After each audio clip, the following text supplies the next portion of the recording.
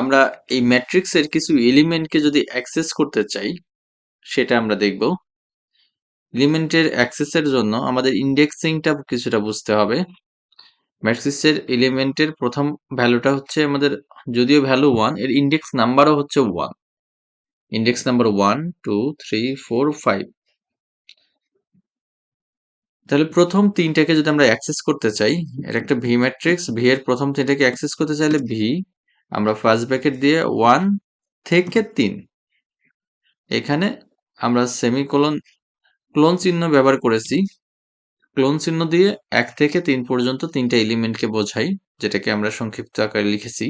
তাহলে সে ফার্স্ট তিনটা এলিমেন্টকে সে অ্যাক্সেস করবে। তিনটা এলিমেন্ট ছিল 1 2 and 3।